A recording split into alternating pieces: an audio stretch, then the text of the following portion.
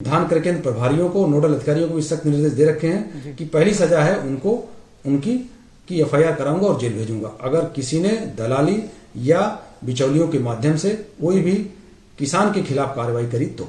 मतलब ये सीधी चेतावनी है कि भाई अगर बिचौली या फिर कोई भी लापरवाही करता हुआ पाया जाता है तो डायरेक्टली उसके खिलाफ जो है एफआईआर बिल्कुल, पहला काम एफआईआर और दूसरा काम उसे तत्काल वहीं से जेल भेजना। नमस्ते, मेरा नाम है गौरव कुमार पांडे और आप देख रहे हैं यूपी तक। दोस्तों, आज इस शो में जिसका नाम है किसान की बात, जिसमें हम आपको धान क्रय केंद्रों का हाल बताते हैं, अधिकारियों का हाल बताते हैं, किसानों का हाल बताते हैं और दिखाते हैं कि ज़मीनी तौर पर धान के साथ धान की बिक्री कैसी चल रही है। ताज़ा अपडेट हर ज़िले से लाते हैं। इस शो में आज खास बात यह है कि हमारे साथ जुड़ेंगे एक जिलाधिकारी जो हमें इस पूरी प्रक्रिया के बारे में बताएंगे कि वाकई किसान को कैसे जो है अपना रजिस्ट्रेशन करके अपने धान को क्रय केंद्र तक पहुंचाना है और कैसे उसका वाजिब रेट उनको मिल पाता है। तो आज हम सीधे जिलाधिकारी से बात करेंगे कि आखिरकार कमी कहां हो रही है, क्या मिसअंडरस्टैंडिंग बीच में आ रही है या फिर मामला कुछ और है। तो मंगला सर, मैं आपका बहुत बहुत स्वागत करता हूं हमारे इस शो में। नमस्कार, बहुत बहुत धन्यवाद आपको। तो सर, मेरा सबसे पहले सवाल जो है ये है कि आखिरकार जब पूरी चीज़ें, जब सारा चरण ऑनलाइन है, जब सारा प्रोसेस ऑनलाइन है कि किसानों को सबसे पहले रजिस्ट्रेशन करना है सब कुछ, तो इसमें जो किसान आरोप लगाते हैं कि हमारा जो है धान उसे सही रेट यानी जो एमएसपी के दर पर तय की गई रेट है 1868 रुपये, 1888 रुपये, उस पर नहीं मिल रहा, इसका कारण क्या है? मैं आपको इस बारे में बताना चाहूंगा कि धान क्रय केंद्र उत्तर प्रदेश शासन के अनुमोदन प्राप्त खोले गए हैं। हमारे जनपद गाजीपुर में कुल 131 धान क्रय केंद्र इस समय हैं और जो स्मूथली रन कर रहे हैं। और इस वर्ष धान क्रय केंद्रों पर धान की बिक्री के लिए किसी भी किसान को खाद्य विभाग का पोर्टल है www.fcs.up.gov.in, इस पर उसे पंजीकरण कराना अनिवार्य होगा और पंजीकरण कराने के बाद वो अपना धान किसी भी धान क्रय केंद्र पर बेच सकता है जो उसके आसपास का धान क्रय केंद्र होगा। पहले हम लोगों ने राजस्व गांववार अटैच भी किया था, बट किसानों की सुविधा को ध्यान में रखते हुए इसे शिथिल भी कर दिया गया। अब कोई भी किसान किसी भी धान क्रय केंद्र पर अपना जाकर धान विक्रय कर सकता है। और इसके लिए मैं बता दूं कि 2-3 जगहों पर मुझे ऐसे सूचनाएं मिली कि वहां धान की मात्रा अधिक हो गई है, तो मैंने वहां और भी धान क्रय केंद्र एक्स्ट्रा कर दिया मोबाइल लोगों की डिमांड पर। लेकिन धान क्रय केंद्र प्रभारियों के लिए मेरे ऐसे बिल्कुल स्पष्ट क्लियर कट निर्देश ये हैं कि 75 कुंतल तक जितने भी हमारे किसान भाई धान बेचना चाह रहे हैं वो आकर के सकुशल धान बेच सकते हैं, लेकिन उन्हें अपना रजिस्ट्रेशन कराना होगा। रजिस्ट्रेशन अगर कोई नहीं करा पा रहा है और मुझे बताता है कि हाँ साहब क्रय केंद्र पर जाने के पहले हमें रजिस्ट्रेशन की कोई असुविधा हो रही है, तो हम तहसील के माध्यम से उस समस्या का भी समाधान करा देते हैं, उसका रजिस्ट्रेशन की कार्रवाई करा देते हैं। अब चूंकि परेशानी 2-3 तरह की है। पहली परेशानी यह है कि बहुत सारे किसान बड़े किसान हैं जिनके पास 2000, 3000, 4000 कुंटल तक धान है। अब वो चाह रहे हैं कि उनका धान एक ही दिन में तौल दिया जाए, जो शासनादेश के अनुसार संभव नहीं है, क्योंकि शासनादेश के मुताबिक एक दिन में एक काश्तकार अधिकतम 75 कुंटल धान दे सकता है। उनकी ये शिकायत है कि साहब हमारा धान तौला नहीं जा रहा है, बट ऐसा है नहीं। यदि कोई छोटा किसान है जिसकी 75 कुंटल तक की धान उसको बेचनी है तो वो तत्काल उसी दिन उसका धान हम लोग क्रय करा लेते हैं। तो सबसे बड़ी शिकायत ये है कि साहब धान तौला नहीं जा रहा है, जो बड़े काश्तकारों की ओर से आ रही होगी जिनके पास 1000, 2000, 3000 धान क्विंटल है। दूसरी बात यह है कि कुछ धान क्रय केंद्र ऐसे थे जहां किसानों की आवक ज्यादा हो रही थी और कुछ धान क्रय केंद्र ऐसे भी हैं जहां धानों की आवक उतनी ज्यादा नहीं थी। हमारे यहाँ तहसील जनपद गाजीपुर में जैसे जमानिया का जो क्षेत्र है वहां धान की आवक अब धीरे धीरे शुरू हो रही है।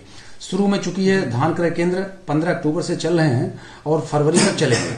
हमारे जनपद का लक्ष्य 2 लाख मीट्रिक टन है और हम पर डे इसकी मॉनिटरिंग करते हैं कि किस धान क्रय केंद्र पर कितना धान खरीदा गया, कितना धान नहीं लिया गया लोगों का। 1-2 रजिस्टर्स हमने बनवा रखे हैं सभी धान क्रय केंद्रों पर।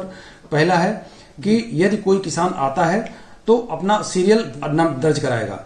अगर कोई भी किसान जिसने अपना सीरियल रजिस्टर दर्ज करा रखा है वो उसी सीरियल से लिया जाएगा। ऐसा नहीं कि कोई भी किसान आए और जबरदस्ती करे कि धान क्रय केंद्र प्रभारी से कि नहीं हमारा ले लीजिए, नहीं। जो किसान जिस सीरियल से है आएगा। मैं अपनी बात बता दूं थोड़ा। दूसरा ये है कि एक रिजेक्शन रजिस्टर भी बनवा रखा है। रिजेक्शन रजिस्टर का मतलब यह है कि यदि कोई काश्तकार आता है और धान क्रय केंद्र प्रभारी ये कहता है कि आपका धान इन कारणों से नहीं खरीदा जा सकता, तो उसे उसका कारण लिखना पड़ेगा। उस धान क्रय पर जो किसान आया उसका पूरा डिटेल्स देना पड़ेगा और धान किस कारण से रिजेक्ट किया गया उसका भी डिटेल देना पड़ेगा। बाद में हम लोग वेरीफाई करते हैं कि वाकई में किसान को सही लौटाया गया या गलत लौटाया गया। तो ऐसा है नहीं। और पर डे मैं आपसे बताऊं कि मैं मोबाइल पे पर डे किसानों से बात करता हूं, जिस भी किसान का फोन आ जाता है या कहीं से मुझे कोई शिकायत मिलती है, और कम से कम 10 से 15 किसानों से मैं पर डे बात करता हूं और उस किसान की समस्याओं का समाधान मैं तुरंत कराता हूं। और ये भी पूछता हूं कि आपकी और कोई समस्या हो, इसके अलावा जो आपके सगे संबंधी हो किसान हो, तो उनकी भी समस्या का समाधान कराता हूं। और कुछ किसान ऐसे भी फोन करते हैं कि साहब हमारे पास धान ज्यादा, हम क्या करें। मैं उनसे कहता हूं आप वेट करिए, आज 75 कुंटल दे दीजिए, फिर आप थोड़े समय बाद, थोड़े दिन बाद आप आइएगा, आपका पुनः आगे 75 कुंटल करके धान लिया जाएगा। जी जी। लेकिन धान क्रय केंद्र का सबसे बड़ा उद्देश्य है कि जो हमारे छोटे किसान हैं, जो हमारे मझोले किसान हैं, इनका जो धान है वो किसी भी हालत में वापस न जाए, किसी भी हालत में उन्हें कोई परेशानी नहीं होनी चाहिए। और जो बड़े किसान हैं उनका भी धान हम क्रमिक रूप से धीरे धीरे करके लेते रहेंगे। हमारा जो लक्ष्य था 2 लाख मीट्रिक टन का, मैं आपको बताऊं कि हम कल तक, आज की फिगर अभी हमारे पास शाम तक आएगी, करीब 37,000 मीट्रिक टन की खरीदारी हमारी हो चुकी है और 2 लाख मीट्रिक टन के सापेक्ष। और पर डे इस समय हम लगभग 3,000 से ऊपर मीट्रिक टन पर डे खरीदारी हमारी सभी क्रय केंद्रों पर हो रही है। और जितने भी हमारे क्रय केंद्र हैं उन सारे क्रय केंद्रों पर हमारी खरीदारी हो रही है। अब अलग बात है कि किसी क्रय केंद्र पर थोड़ा ज्यादा है, किसी क्रय केंद्र पर थोड़ा कम है, लेकिन खरीदारी सारे क्रय केंद्रों पर हो रही है। और मैं अपने ऑफिसर्स के माध्यम से मॉनिटर पर डे कर रहा हूं कि किसी भी किसान को ऐसी कोई परेशानी नहीं आनी चाहिए जिसकी वजह से वो अपना धान वापस लेकर के जाए या उसे धान क्रय केंद्र से कोई परेशानी आए। जी सर, यहाँ पर आपने जैसा कि मुझे पूरा मतलब प्रोसेस के थ्रू समझाया सब कुछ, लेकिन मैं यहाँ जानना चाहूँगा कि जैसे अब किसी क्रय केंद्र पर किसान जो है या फिर जो धान लेकर अपने पहुँच रहे हैं लोग वहाँ पर, वो मतलब अपने धान को लेकर बोलते हैं कि नहीं भाई हमारा धान पहले तुलवा दीजिए, या फिर पूरा जो धान आपने बताया कि बड़ा अमाउंट लेकर पहुँच जाते हैं कि इतना जो धान है एक ही दिन में तुलवाइए, ये सारी चीज़ें। लेकिन मैं इसमें ये जानना चाहूँगा कि जब पहले से अगर किसान, जैसा कि आपने बताया कि रजिस्ट्रेशन करता है, तो क्या रजिस्ट्रेशन करने के बाद किसान को क्या कोई नोटिफिकेशन जाती है या फिर ऐसा कुछ जाता है कि उनको पता चले कि हाँ भाई आज के दिन उनको जाकर जो है क्रय केंद्र पर अपने धान रखने हैं या तौलवाने हैं? नहीं, मैं आपको बता दूं, बहुत सारे किसान ऐसे भी हैं जो एडवांस में रजिस्ट्रेशन तो करा देते हैं लेकिन उनका धान तैयार नहीं रहता है। तो ये किसान के लिए अनिवार्यता नहीं है कि वो कब आए, जब उसकी इच्छा हो, जब उसको सुविधा हो तब आए। वो किसी भी समय आ सकता है, लेकिन क्रय केंद्र पर आने के पहले उसे बताना पड़ेगा कि वो क्रय केंद्र पर आना चाह रहा है, धान अपना बेचना चाह रहा है। अगर उस पर वहां किसानों की लंबी लाइन नहीं है तो हम तत्काल धान क्रय उसका करा लेते हैं। लेकिन अगर मान लीजिए लंबी लाइन है, जैसे मान लीजिए कि वहां ऑलरेडी 6 किसान अपना धान देने के लिए लाइन में लगे हैं और 20-25 किसान 2-3 दिन पहले से उन्होंने अपना सूचना दे रखी है कि वो फला तारीख को आना चाह रहे हैं, तो क्रय केंद्र प्रभारी को निर्देश ये है कि सभी किसान जो आना चाहें, कोई एक तारीख लेना चाहें, तो रजिस्टर देख करके ये बता दें कि उनका नंबर किस तारीख को लगेगा। अमूमन एक दिन में 6-7-8 किसानों के धान क्रय हो रहा है। अगर मान लीजिए किसी ने 70 कुंटल दिया तो हो सकता है कि वो उस दिन 5-6 किसान या 7 किसान 8 किसान तक उसकी खरीदारी हो पाए। लेकिन अगर मान लीजिए कई किसानों ने एक दिन में बता रखा है कि नहीं हम परसों लेना चाह रहे हैं या उसके नरसों देना चाह रहे हैं, तो उन्हें बता दिया जाता है कि नहीं आपका 25वें नंबर पर है और आपका फला तारीख को आप आइए, आपका धान खरीदा जाएगा। यानी किसान को धान लेकर के आने के पश्चात कोई दिक्कत न हो, इसलिए एडवांस में हम उन्हें तिथि बता देते हैं। ओके अच्छा सर, एक और चीज़ में ये थी, अब जैसे गाजीपुर में हमने जो रिपोर्ट 23 नवंबर को करवाई थी, वहाँ पर जो रियलिटी चेक करवाया था हमने, सेवरेज क्षेत्र का करवाया था क्रय केंद्र का। वहाँ पर हमें मतलब किसान ऐसे मिले जिन्होंने कहा कि हमारे यहाँ जो धान क्रय केंद्र है वो 23 नवंबर को खुले, या उन्होंने ये कहा कि हमें पता ही नहीं चला कि धान क्रय केंद्र कब खुल गया, कब हमें वहाँ जाकर धान वहाँ पर अपना तौलवाना है। तो इस पर क्या है कि मतलब इस पर आप जिला मतलब स्तर पर क्या तैयारी थी कि किसानों तक ये बात पहुँच पाए कि हमारे क्रय केंद्र जो हैं वो खुल चुके हैं और आप आकर अपने धान दे सकते हैं? नहीं, मैं बता दूँ आपको, 15 अक्टूबर जब धान क्रय केंद्र खुलना था तो उसके पहले से मैंने तैयारियां कर ली थी सारे धान क्रय केंद्रों को खोलने के लिए। और इस संबंध में मैंने जनपद के जो हमारे प्रमुख जनप्रतिनिधि हैं, चाहे माननीय सांसद जी हों, चाहे माननीय विधायक जी हों, ब्लॉक प्रमुख हों, जिला पंचायत के लोग हों या अन्य जनप्रतिनिधि हों, मैंने सबके पास ये मैसेज कराया था और सबको ये सूचना दी थी कि हम इतने धान क्रय केंद्र खोलने जा रहे हैं। अगर किसी को इसमें कोई सुझाव भी देना हो तो वो सुझाव भी दे दे। तो मैंने सारे जनप्रतिनिधियों के सुझाव भी इनकॉर्पोरेट किए थे और उसके पश्चात धान क्रय केंद्र खोला। इसलिए धान क्रय केंद्र कहाँ खुलेगा, कहाँ नहीं खुलेगा, इस बारे में जनपद गाजीपुर से आपने कोई भी शिकायत नहीं सुनी होगी। रही बात प्रचार प्रसार की, तो इलेक्ट्रॉनिक मीडिया के माध्यम से, प्रिंट मीडिया के माध्यम से भी मैंने काफी प्रचार प्रसार कराया था कि हमारे ये धान क्रय केंद्र है। इवन मैंने सारे धान क्रय केंद्रों को पब्लिसाइज भी कराया था और गाजीपुर की जो वेबसाइट है हमारी, उस पर भी हमने अपलोड कर रखा है। तो हो सकता है कि जो किसान भाई ये कह रहे हैं कि उन्हें जानकारी नहीं हो पाई, तो मुझे कष्ट हो रहा है इस बात से। लेकिन प्रचार प्रसार पूरा कराया मीडिया के माध्यम से भी और अपने ऑफिसर्स के भी माध्यम से, और हर धान क्रय केंद्र पर, चूंकि अधिकांश धान क्रय केंद्र वो स्थान है जहां पिछले सालों में भी धान क्रय केंद्र खुले रहे हैं, तो आसपास के किसानों को भी पता रहता है कि भाई पिछले साल यहाँ खुला था तो हो सकता है इस साल भी खुले। पिछले साल 98 धान क्रय केंद्र थे और इस बार जनपद गाजीपुर में हमने 131 धान क्रय केंद्र खोले, यानी पिछले साल के तो सारे धान क्रय केंद्र थे ही, और उससे भी अधिक हमने 33 धान क्रय केंद्र और बढ़ा दिए। तो प्रचार प्रसार में भी कोई कमी नहीं थी। और आप देख रहे होंगे कि कोई भी किसान अब आज की डेट में ये नहीं कह सकता कि साहब उसे पता नहीं है।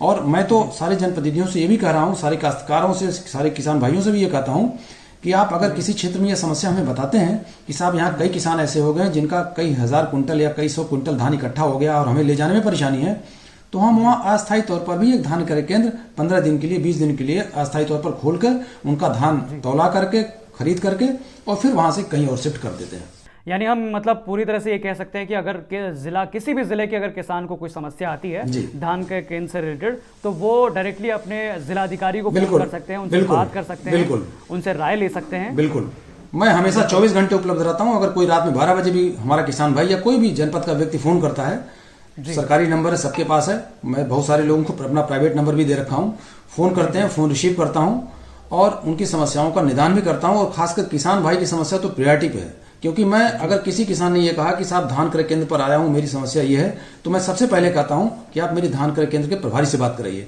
अगर प्रभारी लेट रहता है, कहीं इधर उधर गया रहता है, तो वहां अगर कोई भी किसी भी श्रेणी का कर्मचारी उपलब्ध है हमारा, मैं उससे भी बात करता हूं।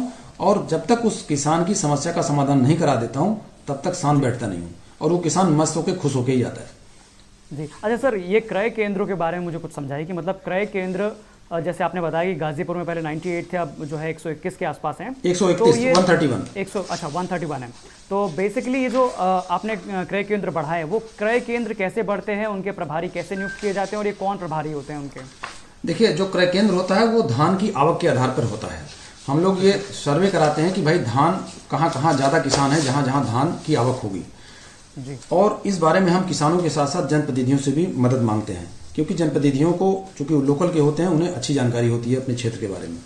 तो उनसे भी हम ये मांगते हैं कि ये बताइए कि हम यहाँ धान क्रय केंद्र खोलना चाहते हैं, तो यहाँ अच्छा रहेगा कि नहीं रहेगा, तो उनके सुझाव को भी हम लोग इनकॉर्पोरेट करते हैं। और जहां तक खरीद की बात है तो इसमें कई एजेंसियां रहती हैं, जैसे हमारे यहाँ खाद्य विभाग है, पीसीएफ है, पीसीयू है, यूपी एग्रो है, एनसीसीएफ है, यूपीएसएस है, मंडी समिति है। ये एजेंसियां हैं विभिन्न विभागों की जो क्रय करती हैं, और उन्हीं के क्रय केंद्र होते हैं, उन्हीं की तरफ से उनके जिला प्रबंधक होते हैं जिला स्तर पर, और वो धान क्रय केंद्र प्रभारी के रूप में एक तृतीय श्रेणी का या द्वितीय श्रेणी का कर्मचारी या अधिकारी नामित करते हैं जो उनके पास उपलब्धता होती है, और उसके साथ एक या दो चतुर्थ श्रेणी का कर्मचारी होता है जो उसकी हेल्प करता है।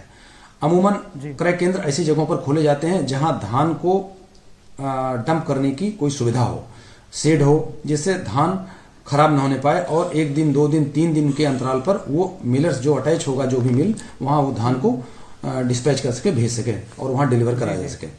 तो ये कई विभाग होते हैं जिनके सहयोग से ये धान क्रय केंद्र चलाए जाते हैं। जी अच्छा सर, मुझे एक चीज़ इसमें ये बताइए कि जैसे कि हमने कुछ जिलों का निरीक्षण जब किया था, मतलब रियलिटी चेक जो किया था, उस रियलिटी चेक में हमने देखा कि धान क्रय केंद्र के जो प्रभारी हैं वो गायब रहते हैं, वो मिलते नहीं वहाँ पर। इसकी क्या मतलब कहानी है, क्यों, क्या मतलब उनकी उपस्थिति जरूरी है? नहीं नहीं, मैं बता दूं, बिल्कुल जरूरी है। देखिए, कोई भी धान क्रय केंद्र खुलने का समय है सुबह 9 बजे से शाम 5 बजे तक, और इसके लिए जितने भी धान क्रय केंद्र हैं वहां प्रभारियों के साथ साथ एक एक नोडल अधिकारी भी मैंने जनपद में जितने भी क्रय केंद्र सब पर लगा रखा है, और मैं इंश्योर कराता हूं कि हमारे क्रय केंद्र प्रभारी वहां उपस्थित रहे। इसके लिए मैं क्रॉस चेकिंग भी कराता हूं, नोडल अधिकारियों को भेजता हूं, तहसील से लेखपालों को भी भेजता हूं, और करीब 20% ऐसे प्रभारी हैं जिन पर हमें नजर रखनी पड़ती है। अधिकांश हमारे ऐसे हैं जो बिल्कुल अनुशासित हैं, डेडिकेटेड हैं, और वो समय पर जाते हैं, समय पर खोलते हैं, समय पर रहते भी हैं।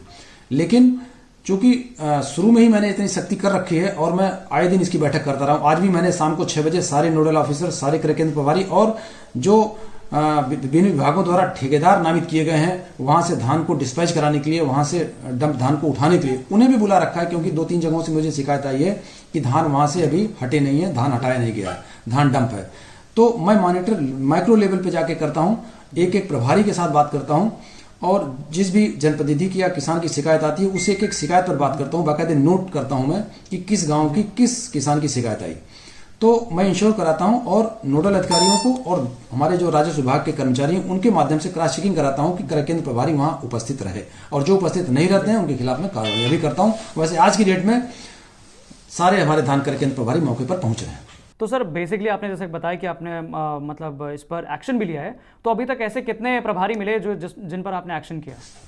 ऐसे हमारे 3 प्रभारी मिले थे जिनके खिलाफ मैंने कार्रवाई करी, और 2 प्रभारियों को मैंने चेंज भी कराया। आज भी एक प्रभारी बदला जा रहा है। कल मुझे शिकायत ये मिली थी कि वो काम अच्छा सा नहीं कर रहा है, एनसीसीएफ कंपनी का है वो, तो मैंने उससे कहा है कि चेंज करने के लिए। कल रात में ही मैंने बोल दिया था, आज वो चेंज हो भी गया है। तो मैं छोड़ता बिल्कुल जीरो टॉलरेंस है, जीरो टॉलरेंस है। जिसने भी लापरवाही करी और लापरवाही संज्ञान में आ गई तो उसे मैं छोड़ता नहीं, उसे दंड मिल के रहेगा। वो उसको वहां से भगाता हूं, वहां से हटा देता हूं, और कोई कार्रवाई अगर रीजनेबल है तो करता भी हूं। दो उसके लिए मेरी तरफ से 2 स्पष्ट निर्देश हैं। पहली बात यह है कि किसी भी किसान के साथ कोई अभद्रता नहीं करेगा, अच्छे से आचरण करेगा, अच्छे से व्यवहार करेगा, अच्छे से बातचीत करेगा। कोई भी किसान यदि आक्रोशित भी हो जाए तो उसे समझाने का प्रयास करेगा, क्योंकि कोई भी किसान जब जो धान लेकर के आना चाह रहा है या आया हुआ है, उससे उसकी परेशानी अलग तरह की होती है, उसकी परेशानी हमें समझनी पड़ेगी। इसलिए मैंने अपने अधिकारियों को और क्रय केंद्र प्रभारियों को स्पष्ट निर्देश दे रखे हैं कि किसी भी किसान के साथ कोई अभद्रता नहीं होनी चाहिए, और किसी भी किसान के साथ अच्छा बर्ताव करें, सहानुभूतिपूर्वक विचार बर्ताव करें, और यदि उनकी कोई परेशानी है तो परेशानी का निदान कराएं। अगर उनके लेवल से नहीं हो पा रहा है तो हमें बताएं या हमारे निचले लेवल के अधिकारियों को बताएं जिसकी भी लेवल की समस्या है। दूसरा ये कि अगर वो धान तुरंत उसकी खरीद हो पा रही है तो ठीक है, नहीं अगर क्रय हो पा रहा है और लगता है कि इस किसान का नंबर किसी अगले दिन आ रहा है, तो उसको बताया जाए, अच्छे से बताया जाए, तरीके से बताया जाए, विनम्रता पूर्वक बताया जाए कि भाई हम आपका धान खरीदने को तैयार हैं, लेकिन आपका नंबर कल आएगा, इसलिए आप कल कृपया आइएगा, आज मत आइए। जी जी बिल्कुल। सर अब जैसे कि मैंने बताया था कि आपको सेवरई क्षेत्र का हमने रियलिटी चेक किया था। इसमें एक हमें दादाजी ऐसे मिले थे जो बता रहे थे कि भाई उनको आगे की खेती की प्लानिंग करनी थी, जिसके लिए उन्होंने खाद और बीज वगैरह खरीदने थे, उनके पास पैसे नहीं थे। अब वो इसीलिए अपने धान को जो है जब बेचने के लिए यहाँ पर क्रय केंद्र पर आए तो क्रय केंद्र पर देखा कि अभी वो मतलब खुला नहीं है, तो उन्होंने अपना जो धान है वो बिचौलिए के माध्यम से मतलब दे दिया। और उसके बाद ये कब की बात है? ये सब 23 नवंबर की बात है। 23 नवंबर की बात है जी बिल्कुल। नहीं, उनको खैर ऐसा नहीं करना चाहिए था। धान क्रय केंद्र हमारे खुले हुए हैं, और अब अलग बात है कि वो किस दिन गए। अमूमन रविवार के दिन अगर गए होंगे तो रविवार को हो सकता है, रविवारी अवकाश होने के नाते, क्योंकि सप्ताह में एक दिन पहले बंद था। अब तो मैंने वो भी बंद करा दिया। मैंने कहा नहीं, रविवार को भी खोलो, जहां जहां आवक ज्यादा है, किसान परेशान न होने पाए। लेकिन पिछले महीने तक संडे को बंद रहता था, तो हो सकता है वो ध्यान न दिए हो, संडे को गए हो और संडे को बंद मिला हो।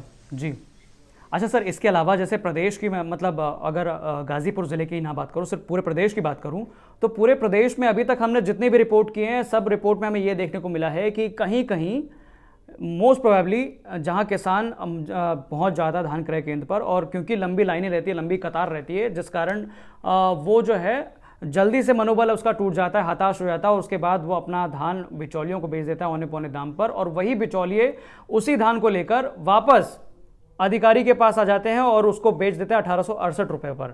इस पर आप क्या कहेंगे? नहीं, ऐसी बात नहीं है, फुल प्रूफ व्यवस्था है। कोई भी किसान जिसने ऑनलाइन रजिस्ट्रेशन करा रखा है, हम पूरा प्रयास करते हैं कि वो किसान निराश नहीं होगा।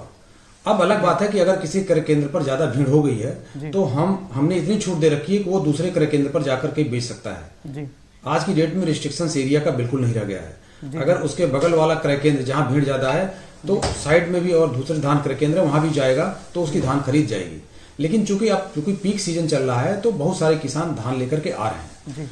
अब अलग बात है कि हो सकता है कि जब कोई किसान हमारा किसी क्रय केंद्र पहुंचे तो हो सकता है 2 4 6 किसान पहले से लाइन लगाए खड़े हों, तो मैं ये मानता हूं कि थोड़ा सा वेट करना पड़ सकता है उसको, लेकिन उसके साथ कोई जाति नहीं होगी। उसका धान हम खरीदेंगे और खरीदने के लिए बाध्य भी हैं, बिल्कुल खरीदेंगे। जी जी जी। अच्छा सर, इसके अलावा आपने जो अभी हमें बताया बातों बातों में ही कि आप जो है किसानों से भी बात करते हैं, किसानों के फोन्स भी आते हैं आपके पास पर डे, तो कोई आप ऐसी कोई कहानी हमसे शेयर करना चाहेंगे जिसमें आपको लगा कि मतलब आपको तुरंत उसमें किसान को हेल्प करनी चाहिए और आपने मौके पर जाकर उनकी मदद की हो? नहीं, अमूमन अभी तक जितने भी हमें किसानों ने फोन किया उनकी यही प्रॉब्लम थी कि साहब मैं जाता हूँ क्रय केंद्र पर हमारी सुनवाई नहीं हुई, या साहब मैं धान लेकर के आया हूँ और प्रभारी साहब कह रहे हैं कि आज आपका धान नहीं लिया जा सकेगा, या साहब मैं आज धान लेकर के तो नहीं आया हूँ लेकिन ये प्रभारी जी कह रहे हैं कि हमारा 15 दिन बाद नंबर आएगा। तो इस टाइप की शिकायतें होती हैं। तो मैंने क्लियर भी कराया कि जैसे मान लीजिए आपने कहा एक किसान ने हमको फोन किया कि साहब ये क्रय केंद्र प्रभारी बता रहे हैं 15 दिन बाद हमारा नंबर आएगा। मैंने क्रय केंद्र प्रभारी से बात किया, उन्हीं के किसान के नंबर से ही बात किया। मैंने कहा कि भाई इनका नंबर कितने तारीख को आएगा, तो बताया अच्छा, साहब इतने दिन बाद किसान बन के बात कर रहे थे या फिर डीएम बन के बात कर रहे थे आप? नहीं, पहले तो मैं किसान बात की ही बात करता हूँ जी। और जब बात समझ में नहीं आती तो फिर डीएम के रूप में भी बात करता हूँ उसको समझाने के लिए, समझ रहे हैं, दोनों तरीके से बात करता हूँ। लेकिन हमारा अल्टीमेटली ये है कि उस किसान की प्रॉब्लम सॉर्ट आउट हो जाए। बिल्कुल बिल्कुल सर। और मेरी जानकारी में आने के बाद कोई भी ऐसी समस्या नहीं है जिसका निस्तारण हम न करा सकें। 100% समस्या का समाधान कराते हैं। और कुछ बिचौलियों की भी शिकायतें आज मुझे मिली हैं। आज मैंने स्ट्रेटजी शाम को बनाई बुला करके, इसके बाद कल से वो भी दूर कर दूंगा। स्टेप बाय स्टेप जितनी भी समस्याएं आती गई, इवन मैंने मिलर्स के साथ भी बैठक करी। मुझे पता चला कि मिलर्स का भी इसमें रोल बहुत अच्छा नहीं चल रहा, उनको भी बुला के उनको भी वार्न कर दिया मैंने। तो पिछले सालों की अपेक्षा हमारे जनपद में इस साल बहुत ही अच्छी व्यवस्था चल रही है। किसी भी किसान को दिक्कत नहीं है। अब अलग बात है कि किसी किसान को 1-2 दिन 3 दिन वेट करना पड़ रहा है। मैं इसके लिए क्षमा प्रार्थी हूं कि मैं उनका धान उसी दिन नहीं खरीदवा पा रहा हूं क्योंकि भीड़ ज्यादा है। जी जी जी जी। और हमारे पास जो धान क्रय केंद्र हैं, उन धान क्रय केंद्रों के माध्यम से कोई भी बिचौलिया ना आए, कोई भी दलाल ना प्रवेश कर सके, इसके लिए फुल प्रूफ व्यवस्था बना रखी है। धान क्रय केंद्र प्रभारियों को, नोडल अधिकारियों को भी सख्त निर्देश दे रखे हैं कि पहली सजा है उनको उनकी FIR कराऊंगा और जेल भेजूंगा अगर किसी ने दलाली या बिचौलियों के माध्यम से कोई भी किसान के खिलाफ कार्रवाई करी तो। मतलब ये सीधी चेतावनी है कि भाई अगर बिचौली या फिर कोई भी लापरवाही करता हुआ पाया जाता है तो डायरेक्टली उसके खिलाफ जो है FIR बिल्कुल, पहला काम FIR और दूसरा काम उसे तत्काल वहीं से जेल भेजना। ये आपने बड़ी बात कही सर, बिल्कुल बड़ी बात है। इसके अलावा सर मैं ये भी जानना चाहूँगा, अब जैसे कि हमने रजिस्ट्रेशन की बात कर ली, हमने किसानों की समस्याओं की बात कर ली, अब अगर हम बात करें किसानों की पेमेंट की, तो ये मोड कैसे आता है, कितना टाइम लगता है इसमें पेमेंट आने में किसानों का? देखिए, पेमेंट ऑनलाइन है, इसमें ऑफलाइन की कोई व्यवस्था नहीं है और न ही कोई चेक दिया जा रहा है, सब ऑनलाइन है। किसान जो अकाउंट देता है, धान खरीद करने के 4-5 दिन के अंदर उनका अकाउंट में उनका पैसा चला जाता है। जी जी जी। वेरिफिकेशन होता है, वेरिफिकेशन के बाद पैसा चला जाता है। अमूमन अभी तक किसी किसान ने ये शिकायत नहीं करी मेरे से, या किसी जनप्रतिनिधि ने भी शिकायत नहीं करी है कि साहब हमारा धान खरीदा गया लेकिन पेमेंट नहीं हुआ। अभी तक किसी भी काश्तकार ने ऐसी शिकायत नहीं करी है, क्योंकि उन्हें भी पता है कि उनका पैसा सबका जो भी धान उन्होंने दिया हुआ जितना क्विंटल, वो सब उनके अकाउंट में, उनके दिए गए अकाउंट में पहुंच जाता है पैसा। जी जी जी। तो सर लास्ट में मैं ये चाहूँगा कि एक बार आप फिर से वो पूरा प्रोसेस समझा दीजिए कि भैया कैसे रजिस्ट्रेशन आपको करना है, किसान को रजिस्ट्रेशन के लिए कौन कौन से डॉक्यूमेंट्स लगते हैं, उसके बाद कैसे जो है नोटिफिकेशन आपके पास आती है कि आप इस धान क्रय केंद्र पर जा सकते हैं, अपना धान बेच सकते हैं। इसके अलावा पेमेंट का मोड जो है उसकी नोटिफिकेशन कैसे पता चलती है किसानों को, मैं बस ये चाहूँगा। मैं आपको बताऊँ, इस प्रक्रिया से हमारे सारे किसान भाई वाकिफ भी हो चुके हैं। मैं अपने जनपद गाजीपुर के सभी किसान भाइयों से अपील करूंगा कि वो धैर्य बनाए रखें, किसी भी बिचौलिए, किसी भी दलाल के कहने में बिल्कुल ना आए, किसी भी मिलर्स के, किसी भी ठेकेदार के कहने में बिल्कुल ना आए। उनका जितना भी धान है, हम धान उनकी खरीदारी कराएंगे, लेकिन वो ऑनलाइन रजिस्ट्रेशन करा लें खाद्य विभाग की वेबसाइट पर जाकर के। रजिस्ट्रेशन कराने के बाद जिस दिन उन्हें धान देना है, बस अनुरोध यह है कि धान देने के पहले अपने धान की सफाई ठीक से करा लें, सुखा लें, बस जिससे वहां धान क्रय केंद्र पर जाने के बाद कोई कमी न निकले। बस जिस दिन उन्हें धान क्रय केंद्र पर अपना धान लेकर के जाना है, वो बता दें कि वो किस तारीख को आना चाह रहे हैं। हमारा क्रय केंद्र प्रभारी उनका नाम रजिस्टर में नोट कर लेगा और उन्हें उसी दिन तत्काल एक टोकन दे देगा, एक तिथि निर्धारित करके बता देगा, और उसी तिथि पर जाएं जिससे उनका धान आसानी से खरीदा जा सके। और धान जब भी वो विक्रय करेंगे, धान विक्रय करने के 4 से 5 दिनों के अंदर सारा का सारा पैसा उनके अकाउंट में पहुंच जाएगा।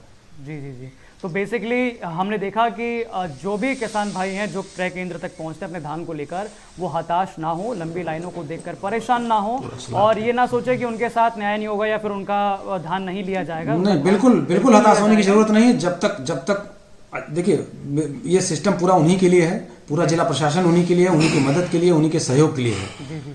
वो जैसा कहेंगे, जैसा सुझाव देंगे, वैसे ही जिला प्रशासन उनकी मदद करेगा। इसलिए हताश या निराश होने की तो कहीं कोई बात है ही नहीं। और जो दलाल, बिचौलिया या कोई भी व्यक्ति, चाहे सरकारी हो चाहे गैर सरकारी हो, अगर किसी भी किसान के लिए कोई बाधा पैदा करने की कोशिश भर अगर किया, तो फिर उसके खिलाफ वो कड़ी कार्रवाई करूंगा कि वो भूल जाएगा कोई भी गलत काम करना। बिल्कुल बिल्कुल। तो आप देख सकते हैं कि हम अपने दर्शकों को बताना चाहेंगे, डीएम साहब का सख्त निर्देश है कि अगर कोई भी लापरवाही करता हुआ पाया जाता है तो उसके खिलाफ FIR निश्चित है। तो सर मैं बहुत बहुत धन्यवाद देना चाहूँगा आपका कि आप हमारे साथ जुड़े और आपने हमसे शेयर किया कि वाकई प्रशासनिक लेवल पर, एक ज़िले लेवल पर किसानों को कैसे जो है अपना धान लाना है, धान को कैसे किस तरह से तौल करवाना है, सारी चीज़ें हमने डिस्कस की। उसके लिए बहुत बहुत शुक्रिया सर। थैंक यू, बहुत बहुत धन्यवाद, नमस्कार। तो दोस्तों, हमारे साथ जुड़े हुए थे गाजीपुर के जिलाधिकारी मंगला प्रसाद सिंह, जिन्होंने हमें पूरी तरीके से पूरा एक मैप क्लियर किया कि वाकई किसान को कैसे रजिस्ट्रेशन कराना है, रजिस्ट्रेशन कराने के बाद धान क्रय केंद्र पर पहुंचना है, अपने धान को तौलवाना है और उसके बाद उनका पेमेंट जो है, परेशान नहीं होना है, वो पेमेंट उनका ऑनलाइन माध्यम से ही आएगा, जिसमें कोई रेट की छटनी नहीं कर सकता। 1868 रुपये है तो वही 1868 रुपये आपके धान के वाजिब रेट मिलेंगे। इसके अलावा आपको लाइन देखकर या लंबी कतारें देखकर परेशान नहीं होना है, हताश नहीं होना है, आपका नंबर ज़रूर आएगा। और जैसा कि यहाँ पर डीएम साहब ने सख्त निर्देश दिया है कि कोई भी लापरवाही करता पकड़ा जाता है तो उसके खिलाफ सख्त कार्रवाई होगी। इस मीटिंग के लिए मैं हमारे टेक्निकल टीम से मौलिक जी का धन्यवाद देना चाहूँगा और गाजीपुर में हमारे संवाददाता विनय कुमार सिंह का भी धन्यवाद देना चाहूँगा। बाकी उत्तर प्रदेश से जुड़ी तमाम खबरों के लिए आप देखते रहिए यूपी तक। नमस्ते।